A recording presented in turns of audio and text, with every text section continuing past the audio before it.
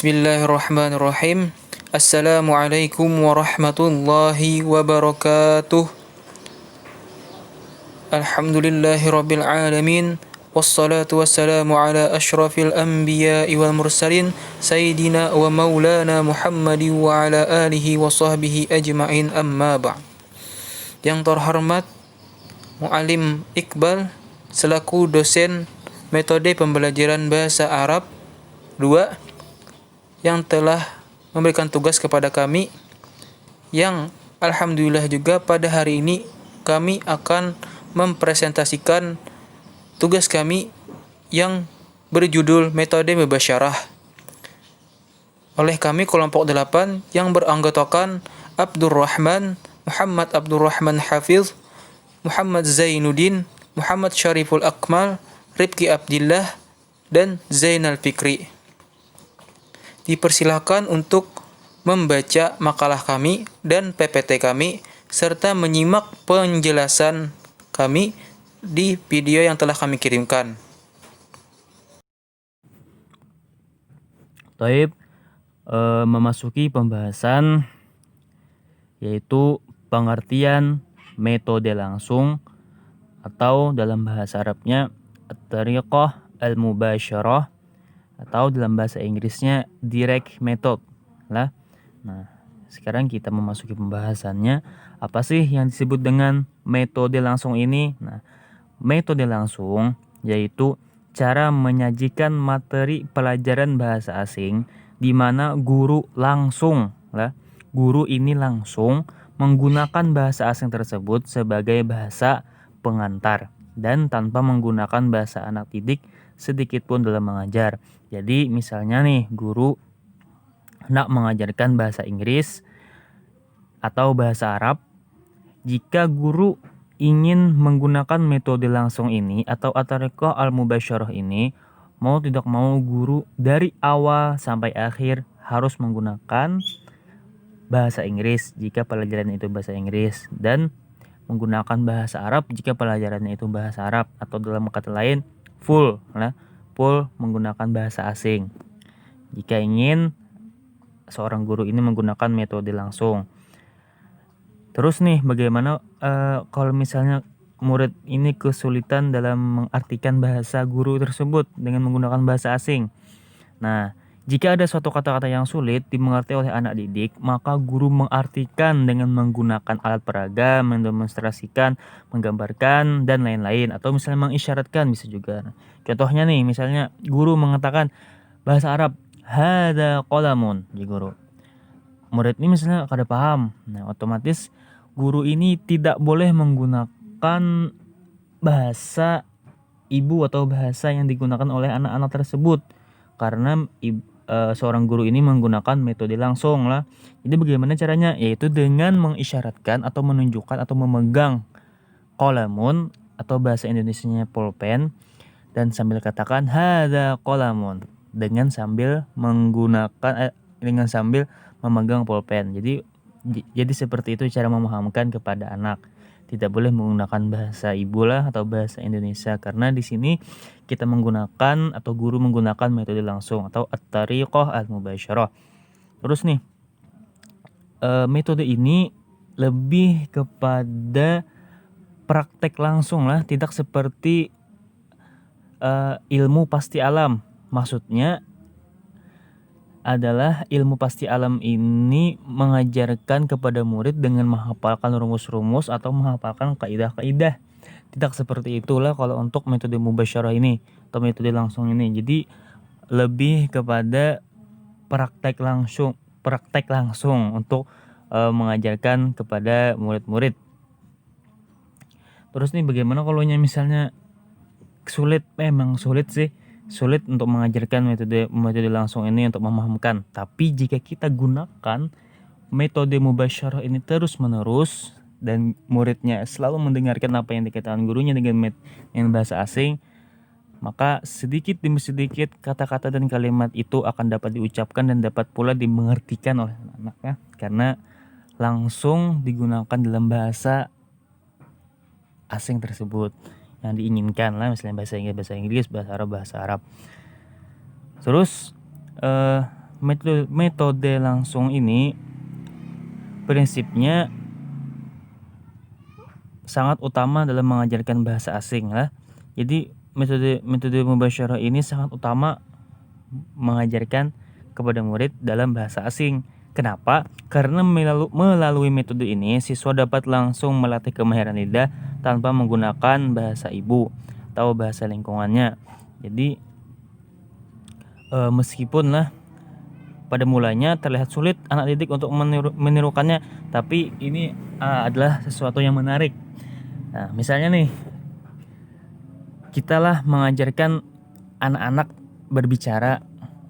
Ya, kalau mengajarkan anak-anak berbicara, anak-anak yang kekanakan yang hanya bisa berpandir, nah itu kan kita ajarkan dia berbicara dengan bahasa ya ada di sekitarnya atau bahasa ibu. Misalnya tuh terlahir di lingkungan orang Banjar, itu otomatis dia berbicara bahasa Banjar kan. Nah, yang mengajarkannya pun juga berbahasa Banjar. Jadi seperti itu juga dengan metode mubasyarah ini. Jadi seakan-akan kita itu mengajarkan murid-murid berbicara, tapi berbicaranya dengan bahasa asing, ya, dengan bahasa yang diinginkan seperti bahasa Inggris dan bahasa Arab lebih khususnya. Jadi lebih kepada anak itu lebih menekankan kepada berbicaranya. Tapi mungkin hanya itu yang dapat disampaikan daripada pengertian. Kita lanjut ke pembahasan berikutnya, yaitu sejarah munculnya metode langsung. Bismillahirrahmanirrahim. Baiklah, lanjut pada bahasan selanjutnya, yaitu sejarah munculnya metode langsung atau at-thariqah al-mubasyarah.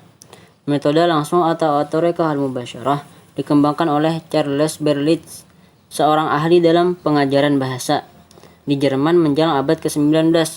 Faktor kemunculannya dengan adanya penolakan atau ketidakpuasan terhadap metode tata bahasa dan terjemah. Pada saat itu memang metode tata bahasa dan terjemah merupakan metode pengajaran bahasa kedua dan asing yang populer. Akan tetapi di tengah kepopulerannya muncul ketidakpuasan dari banyak kalangan, sehingga muncullah kritikan bahkan penolakan terhadap metode ini. Secara lebih rinci, faktor-faktor itu antara lain, yang pertama adalah pada saat penduduk Eropa semakin bertambah, tingkat komunikasi mereka semakin kompleks. Hal ini mengakibatkan kebutuhan mereka untuk menguasai satu bahasa sebagai lingua franca secara aktif dan produktif semakin mendesak. Buku-buku sumber yang ditemukan pada masa itu kurang memuaskan mereka, karena pada umumnya tidak mengajarkan penggunaan bahasa tujuan secara praktis dan efektif, melainkan hanya berbicara tentang bahasa tujuan. Faktor kedua adalah di beberapa negara Eropa masa itu, pendekatan-pendekatan baru dalam pengajaran bahasa tujuan yang dicetuskan oleh para ahli pengajaran secara terpisah-pisah memberikan ide kepada para guru bahasa tujuan untuk mengangkat metode lain yang dipandang lebih baik untuk mengajarkan bahasa tujuan. Hal inilah yang membuat mereka membuka jalan untuk memunculkan metode langsung. Meskipun metode langsung merupakan reaksi kuat terhadap metode tata bahasa dan terjemah, namun orang-orang telah lebih dulu menggunakannya dalam pengajaran bahasa asing.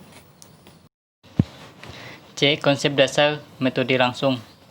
Metode langsung berasumsi bahwa belajar bahasa asing sama dengan belajar bahasa ibu, yakni penggunaan bahasa secara langsung dan intensif dalam komunikasi.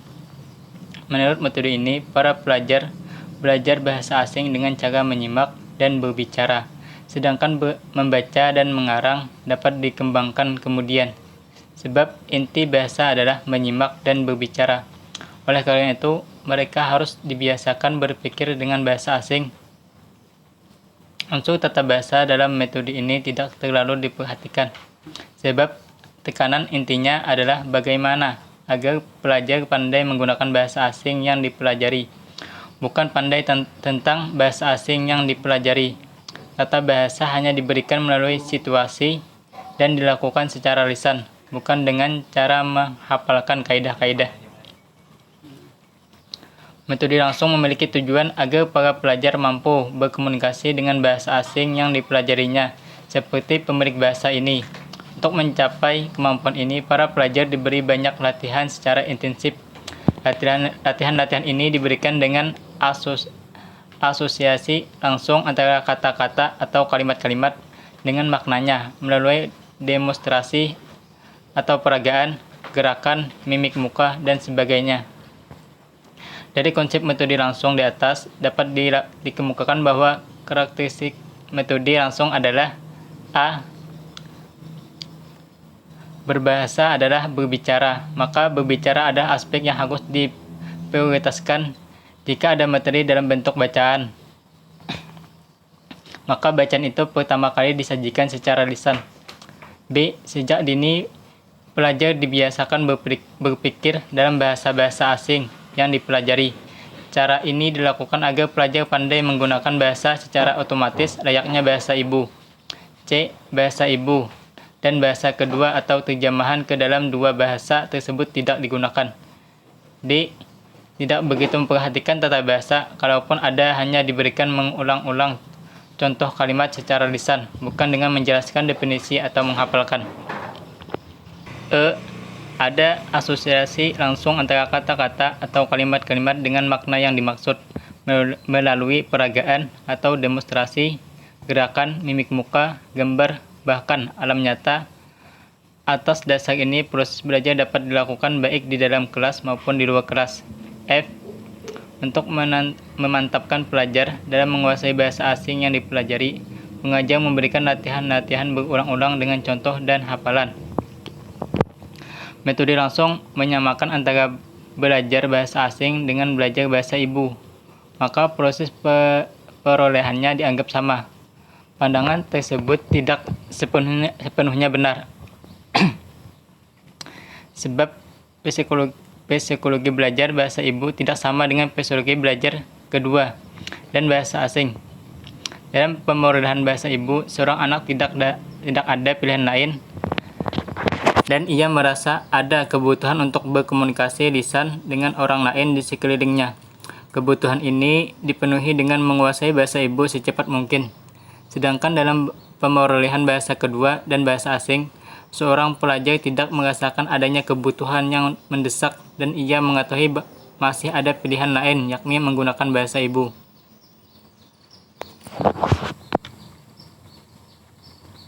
Penekanan metode langsung adalah kepandaian berbicara. Ini mengandung arti bahwa para pencetus metode langsung ingin menekankan perubahan yang radikal dari metode tata bahasa dan terjemah ke metode langsung ini. Perubahan secepat ini bukan hal yang mudah. Perlu waktu untuk adaptasi. Melaporkan banyak ahli bahasa memberikan kritik terhadap metode langsung antara lain. A. Menyamakan perhatian terhadap penguasaan bahasa ibu dengan penguasaan bahasa asing tidak tepat, sebab ada hal yang tidak bisa disamakan. B. Karena karakteristik pemudahan belajar bahasa ibu dengan bahasa asing tidak sama, maka penggunaan metode langsung dan pengajaran bahasa asing justru akan menghabiskan banyak waktu dan tenaga. C. Kurang perhatian terhadap aspek tata bahasa mengakibatkan kehilangan perhatian terhadap unsur inti bahasa, yakni kalimat atau jumlah yang harus disusun berdasarkan tata bahasa. Bismillahirrahmanirrahim. Kita lanjutkan ke pembahasan berikutnya, yaitu macam-macam metode langsung. Ada 3 metode yang merupakan bagian berkesinambungan dalam metode langsung. Menurut An-Naqoh, ketiga metode itu adalah metode psikologi, metode fonetik, dan metode alamiah. Ketiganya memiliki titik tekan dalam penggunaan bahasa asing yang dipelajari secara langsung dalam proses belajar mengajar. Yang pertama, metode psikologi. Disebut metode psikologi karena proses pelajarannya didasarkan atas pengamatan perkembangan mental dan asosiasi pikiran. Ciri-ciri metode psikologi: yang pertama, penggunaan benda, diagram, gambar, dan chart untuk menciptakan gambaran mental dan menghubungkannya dengan kata yang diucapkan. Yang kedua, kosakata dikelompokkan dalam ungkapan-ungkapan pendek yang berhubungan dengan suatu masalah yang masih satu pelajaran. Beberapa pelajaran dikumpulkan dalam satu bab, sedangkan kumpulan beberapa bab membentuk satu seri. Yang ketiga, Pelajaran mula-mula diberikan secara lisan, kemudian diberikan bagian demi bagian berdasarkan materi dari buku. Yang keempat, jika sangat diperlukan, bahasa pelajar dapat digunakan. Yang kelima, pelajaran mengarang baru diperkenalkan setelah diberikan beberapa pelajaran terlebih dahulu. Yang kedua, B. Metode fonetik. Metode ini dikenal dengan metode ucapan. Disebut metode fonetik karena materi pelajaran ditulis dalam notasi fonetik, bukan ejaan seperti yang lazim digunakan. Dalam prakteknya, metode ini mengawali proses pembelajaran dengan latihan pendengaran terhadap bunyi. Dilanjutkan dengan latihan pengucapan kata, lalu kalimat pendek, dan akhirnya kalimat yang lebih panjang. Selanjutnya, kalimat-kalimat tersebut dirangkaikan menjadi percakapan dan cerita. Gramatika diajarkan secara induktif, sedangkan mengarang terdiri atas penampilan kembali tentang apa yang didengar dan dibaca. Lanjut yang ketiga, C. Metode alamiah. Disebut juga metode kebiasaan. Metode ini merupakan kelanjutan metode fonetik. Disebut alamiah karena belajar bahasa asing disamakan dengan bahasa ibu. Belajar bahasa ibu biasanya berdasarkan kepada perilaku atau kebiasaan sehari-hari yang berlangsung secara alamiah. Di dalam prakteknya, ada beberapa hal yang membedakannya dengan metode lain. Antara lain, 1. Mendasarkan teori pada kebiasaan anak-anak dalam mempelajari bahasa ibunya. Yang kedua, langkah pertama pengajaran adalah bunyi, tanpa menggunakan buku. Dilanjutkan oleh pengenalan kata dan kalimat secara lisan yang dilengkapi oleh pengenalan benda atau gambar. Yang ketiga, kata dan istilah baru diajarkan melalui kata-kata yang telah dikenal sebelumnya. 4. Gramatika digunakan untuk membetulkan kesalahan-kesalahan.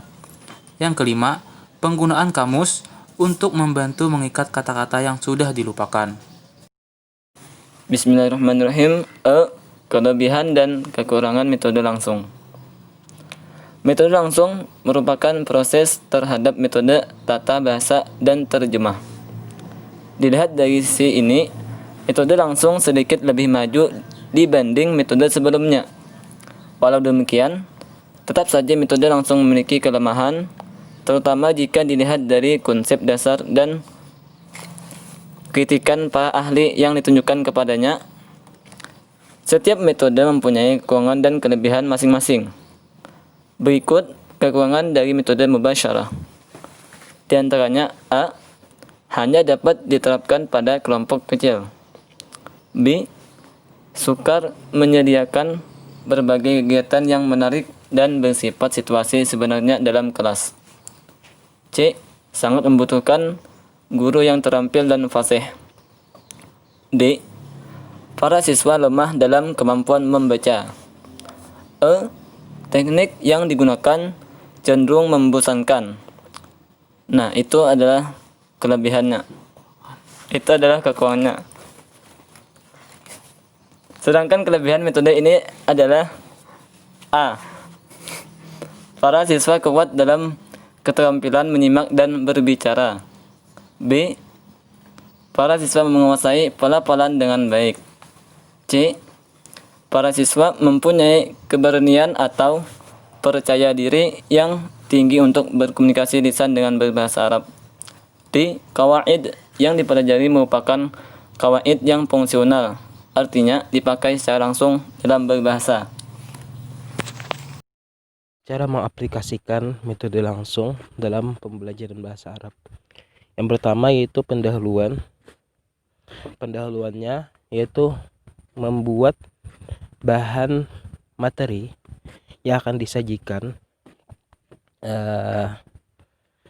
kepada para murid, baik itu tes awal tentang materi maupun yang lainnya, maupun dialog-dialog simple yang akan kita ajarkan kepada para murid tersebut. Lalu yang kedua, yaitu mengajarkan, memberikan materi dialog-dialog pendek, dialog-dialog pendek yang rileks, yaitu bisa digunakan dalam percakapan sehari-hari dalam dialog tersebut. Lalu para pelajar disarankan untuk menyimak apa yang akan kita ajarkan kepada mereka. Setelah kita ajarkan, lalu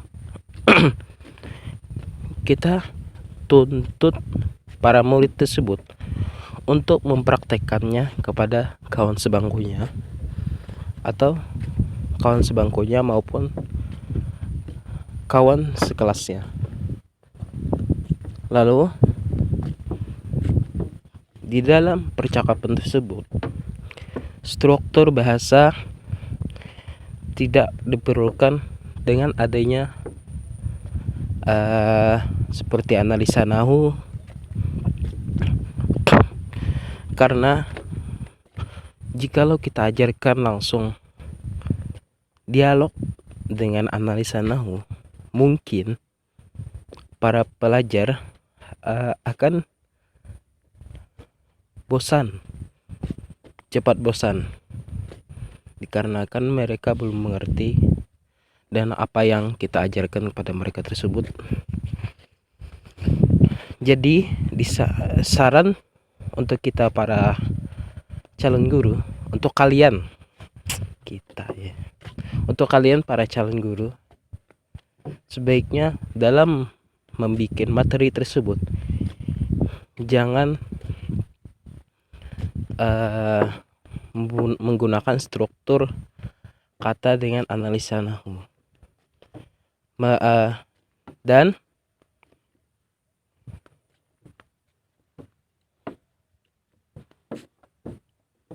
dengan hal demikian